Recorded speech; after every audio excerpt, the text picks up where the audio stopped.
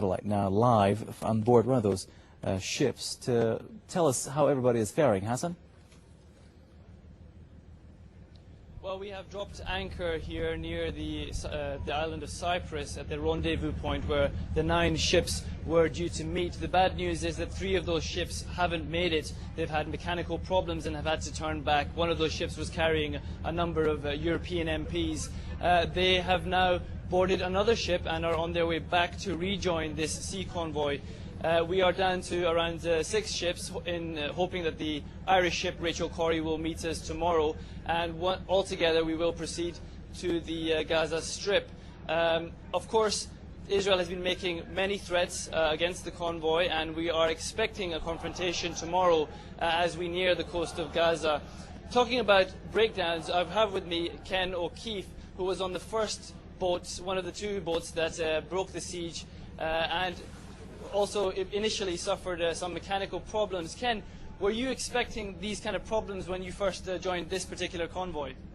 Well, there's no question when you're dealing with older boats that you're going to have some problems along the line. Now, whether you can deal with them in time to be able to make timelines is always a challenge. So it's not surprising. We don't have the biggest budget in the world, and the boats that we get are always a little bit older. So there's always that possibility, and also, of course, sabotage is always a distinct possibility. Israel's willing to carry out assassinations. I'm sure they're willing to carry out sabotage if they get the opportunity. Could you just explain to me the kind of scale of this operation? It's a completely different league from what started off back then when you were on those smaller boats. Yeah, it really takes it to the next level, and it was always necessary that it would go to the next level, and most people didn't think Free Gaza would succeed, but it had enough exposure internationally to really ensure that it would have that chance to succeed. And now, with this kind of scale, we're taking it in the right direction for sure. But do you think this convoy will actually make it through to the Gaza Strip? Of course, Israel has said it's not going to allow it through under any circumstances. It wants the convoy of ships to stop in Israel and transfer its aid through Israeli territory. What do you think the chances are that we will actually get into the Gaza Strip directly? Well, I honestly believe that the first Free Gaza boats would make it, and that was a much smaller scale, so I'm extremely confident that we're going to make it. But I know this for sure, even if the ships don't make it, even if we're all abducted and taken to Israel against our will and ultimately deported back to our home countries, we will still win in the end, because at the end of the day, people are going to make this happen. We're going to end this siege. And when you have the scale of this kind of magnitude, it puts Israel in an impossible situation. So the best thing they can do is nothing. I don't know if they'll have the foresight to do that, but no matter what, we're going to succeed. Okay, thanks, Ken. I also have with me Ismail Patel from the UK with the Friends of Al-Aqsa. He's been working on the case of Palestine for many years. Ken seems to think we'll get through. What's your opinion? Inshallah, I believe, and my confidence is with Ken, that we will definitely get through. We might have to wait a few days and win the confrontation, but I feel that we will get through.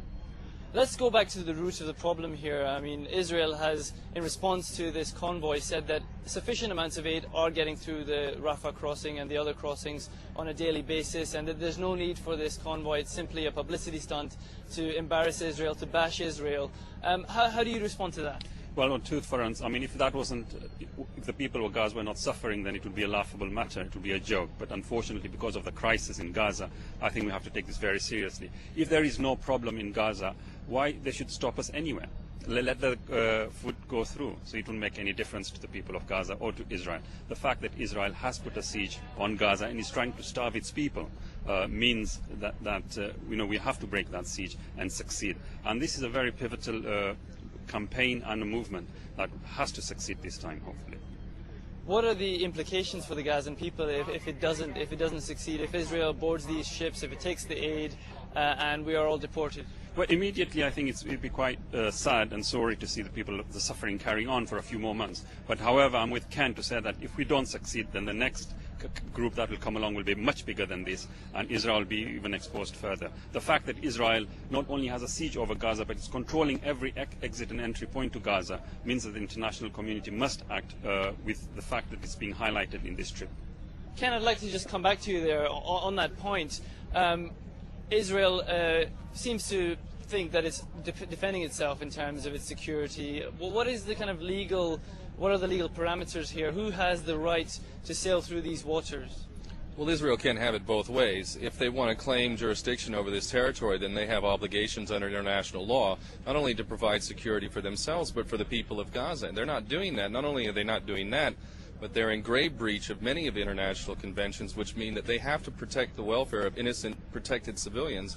They're not doing that either. So if you're going to claim that you have jurisdiction over that area, you're failing in regard to taking care of the innocent people. But they also like to have it the other way and say, we left Gaza and the Palestinians decided to basically carry out policies of terrorism and so on and so forth, and that's our justification. It's a duality that makes no sense. At the end of the day, the people of Gaza, the innocent people of Gaza, including 800,000 children, are the real victims here, and enough is enough, to quote Israel. Okay, thank you very much.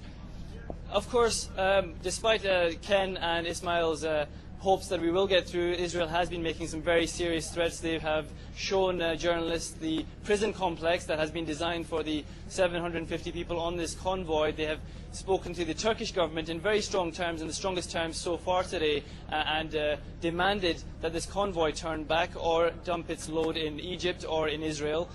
So it remains to be seen what will happen. The situation has been changing very fast, and we will find out tomorrow what will happen when we try and sail towards the Gaza Strip. We're hoping to go through during daylight so that the cameras can capture exactly what happens. If Israel does board these ships, it will be in violation of international law, as the ships will be sailing directly through international waters into Palestinian waters, and Israel, of course, did claim that it had removed itself as an occupier from Gaza. So we'll see what happens tomorrow. We'll be bringing you live coverage throughout, and we'll stay with Press TV.